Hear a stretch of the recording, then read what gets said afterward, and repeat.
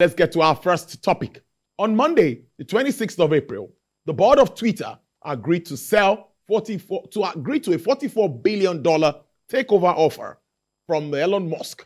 Mr. Musk, who made the shock bid less than 2 weeks ago, said Twitter has tremendous potential that he would like to unlock.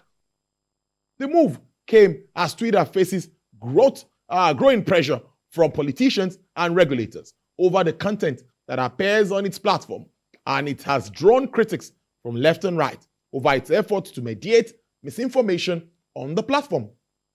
The company, which was founded in 2004, ended 2021 with $5 billion revenue and 217 million daily users globally, a fraction of the figure claimed by such platforms such as Facebook. It will interest you to know that despite its influence, Twitter has rarely turned a profit and user growth, particularly in the United States, which many say has slowed.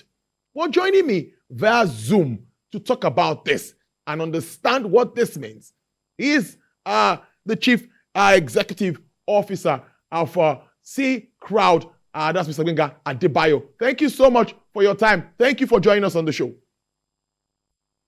Yeah, thank you very much. It's nice to have me. It's nice to have yes. It's nice to be here. Thank you. Yes, I appreciate your time. What do you make of this move by Elon Musk to buy up Twitter in his most recent $44 billion takeover? Well, he says the plan will unlock the potential of the social media giant and enhance the product with new features. Tell us about this. Well, from my own point of view, I believe that it's enterprise, just for Mr. Elon Musk again.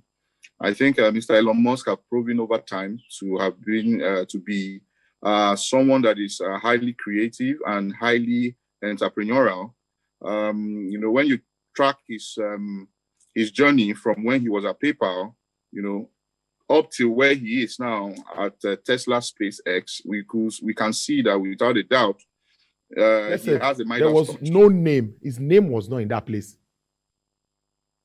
So he has a Midas touch, meaning that the moment he touches anything, you see the potential of it becoming quite valuable. We'll be able to get people to patronize it and then, of course, be able to make sales from it. So if Mr. Elon Musk has decided to kind of like put his eyes on Twitter, I believe that to a large extent, he already sees value and he already understands what he needs to put together in order to be able to allow it to drive further profit or further capacity, maybe even in investment, than what it used to be. But from what we know, he's buying it up in order to be able to take it private so that decisions making end to end will be solely by him.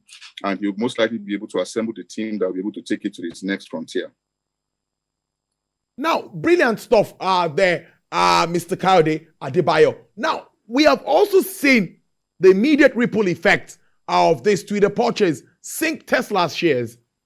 It lost about $125 billion of the vehicle maker market value. Did you anticipate this? Well, yes, I anticipated it. I anticipated it because, to a large extent, investors and matter. We are talking about people that operate business in very sophisticated environment. For them, especially in the West, anything about business operation has to do with a lot of information, has to do with a lot of, especially the person that is leading every business. A lot of things are hedged around that person being able to make the right decisions and all that. So I think from the investment point of view, why he did that at the Tesla level was because they feel that he is now taking his attention from something that have proven to be such an enormous investment and has brought so much potential to its stakeholders and shareholders. And he's taking his attention away from that, and he's putting his attention somewhere. So somehow, we'll see that kind of initial level of traction or losses. But after a while, I think those things will be able to pick back up and will be able to do well. And you know that he drew a lot of his investments for Twitter and hedged them on the stock that he has in Tesla. So those things I see it eventually in few weeks, in few months' time, being able to level up and eventually start to take an upturn, from where it is right now. Great stuff there. Now, one of the famous statements of Elon Musk are made proud to the takeover. I quote, "If our Twitter beat succeeds, we'll defeat the spam bots or die trying and authenticate all real humans." He also suggested, or he has also suggested, nixing ads from Twitter Blue, lowering the subscription price, and also adding Dogecoin as a payment option on the platform. How do you see this boosting the performance outlook and, of course, subscription base? Well, we live in a world where people like things free. But the good thing about it is that now that he has taken it private, and I think he has a knack of being able to dismember things and then put it together in a more functional way. We see what he did with being able to recycle rockets. So just like you said earlier, the people in Twitter have had a lot of issues in being able to turn a profit. And I think what he sees now is a situation where he has a platform that has shown that has shown great level of traction over the years, and understanding how human beings behave, especially around technology products and around an ecosystem like Twitter. He understands that there might be a need to be able to nibble some things here and there, be able to add to some things here and there to be able to make it a little bit more interesting. And of course, we all know how human behavior is, especially around something that is massively used. The moment you're able to create another layer where it is more of a higher subscription structure, naturally you see that some people want to move into that stage of that product. And that can be the difference between being able to turn proper revenue for the usage of that product over not even being able to make any kind of revenue at all. So I personally, being a technologist, I believe that, in product use, there should be some form of layer of value. And that layer of value, they are offered different level of access to the platform in order to be able to have different layers of revenue also, while not taking away from the general mass use of the product. So I think it's, and they have the numbers to be able to allow such shifts to happen. So I believe that what he's trying to do, especially when we are talking enterprise, and enterprise will need to always consider cost over revenue and eventually being able to turn a profit. So I think it's a good move. And I think that, as he has said, he wants to be able to eliminate bots and bring proper human operations around the platform. And I think it's quite a good idea, especially when we are looking at something tending towards profit. Great one there. Brilliant. Thank you. Let's move on. And this time around, I'd like you to talk to us around, because for Twitter to deserve public trust, of course, it must be politically neutral, which effectively means upsetting the far right and the far left equally. Well, that's what should happen. There should be a balance. Now, to what extent do you see this principle being welcome in sub-Saharan Africa, with focus in Nigeria, particularly at this time or in the political season? We saw governments move to ban Twitter before the recent resumption. Well, Mr. Elon Musk is a purveyor or someone that is a strong advocate for free speech, and we know that in some geographical regions, it's free speech until it is not anymore. I remember one quote, I can't remember it properly again, one quote by Idi Amin, which says that free speech is free until probably you lose your freedom or something. I can't remember how it was adequately put. But the good thing about a technology platform is that it's still internet-based. And the good thing about internet is that it is still controlled. It can still be controlled by governments, especially when they believe that the geographical area and the people that exist within it, they have the need to be protected from some kind of information, or somehow that geographical location is important to that particular ecosystem or to that particular product. So I think it is normal for a government system or for a system of people to want to have some level of value exchange.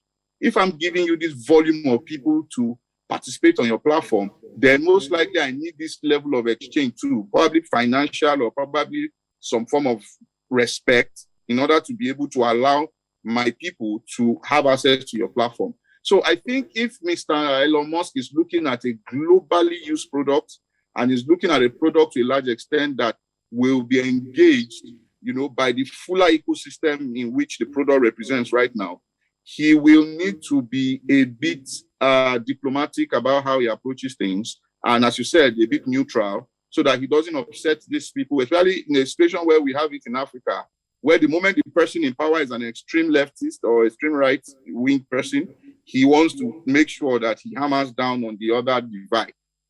So he needs to be democratic about this or somehow politically correct. And, when you look at that and pairing it together with some form of, pairing that situation with some form of free speech, there needs to be some form of, how do I call it now? There needs to be some balance. And we are trying, all of us, we are waiting to see how he's going to execute that balance. Interesting. Let's talk more about that previous ban and the list of conditions for Twitter's resumption in the country. We had conditions under the lines of national security, coercion, registration, physical presence, taxation, and all of that, local content. Now, would you say that all terms are being clearly upheld by everyone? We're playing by the books at the moment. And how much of a shift do you see as the elections fast approaches? Well, unfortunately, we have an economy and a country where what is deemed to be right is totally dependent on who is holding the realms of power at that particular time. And they find a way to curate a process that is only enabling to what they want to do per time. And as you said, those conditions, I think for now, they are being met. If there's not been any rancor between the two parties involved, that's the ruling party and then, Twitter as a company and as a product. But we see a future where, to a large extent, if it will need to continue, especially, that very cordial relationship or that mutually respectful relationship, then somehow I think there must be some form of you understanding what I need and I understand. Africa, especially Nigeria, is very important to the ecosystem of Twitter, given the volume that Nigeria is able to provide out of Africa. And, somehow the moment you are that important, and in an Africa that has this thing around extreme favoritism moving towards who is holding power at that time, there needs to be some form of, you rub my back, I rub your back situation. And, somehow I think Mr. Elon Musk too has been known as a billionaire that is perceived as adding value to the human race. So somehow I think that one will also work for him also. I want to imagine him and Elon Musk, traveling into Nigeria and meeting with the government of Nigeria towards some form of a discussion. He'll be given a red carpet. Maybe unlike Mr. Jack Dorsey, but I see a situation where perception of the people that are holding realms of this company or even the Nigerian government will come to play here. If it is cordial, then we can believe that Twitter and the political ruling party or the political scene would enjoy each other because somehow the two people involved have a kind of like cordial relationship, especially now that the face of Twitter is Mr. Elon Musk right now. Before I let you go, Mr. Adebayo, interesting conversation, I must say, with you today. What with this takeover, what's your outlook for the shares and, of course, the entire IT space? What are you looking at as we move on in the year? Q2, Q3, end of the year? Well, I see a situation where, for me, at the first instance, I think the shareholders of Twitter have smiled to the bank. We looked at the situation where the shares before now was probably around a little above $30 per share. Mr. Elon Musk came in and I think he drove it to a little higher than $50 per share. So if you look at, being able to exit for any kind of investor or stakeholder in that situation, it was quite a very happy, a good investment, if I might say. And the good thing about it is that people are richer now to be able to go into other endeavors again that will continue to increase the ecosystem. I see a situation where, tech as a business, starts to, it gets, for example, more people will create more things because more people have financial power right now. A lot of these guys will go into VCs. They will go into, having VC companies that will look into younger ideas that they can put their money into to be able to kind of expand the technology ecosystem. And you know how it has been with this whole COVID situation. A lot of things have moved online, so the volume of people that have moved online now, they will continue to have situations and they will continue to have problems that needs to be solved, especially from the technology's perspective. So I see, aside the fact that the world is moving and tending towards some form of financial crisis now, I see a situation also where people have more money now to be able to do a little bit more investment and prospect for, put their money where they think their money will grow, especially to hedge against the situation around the inflation and all that. And the good thing about this is that Africa seems to be very positioned for this right now. I think the only thing that Africa needs to do right now is to be able to grow its talent prospects so that we have a lot more people, talents in the African continent that will be able to leverage these opportunities of more money coming most likely towards Africa to be able to develop more technology businesses and, growing the technology ecosystem. Africa is 1.3 billion. So you can imagine so much trouble, so much situations that need to be solved through technology. And especially with the speed that we are moving towards 5G now, I think it's a bright future for Africa. I must thank you so much, Mr. Kayode Adebayo, who's the Chief Executive Officer and founder of C Crowd. We'll definitely talk to you very soon to know what's up as we monitor all of the developments across Twitter and, of course, the entire IT space. Thank you for your time. Thank you so much. Thanks for having me.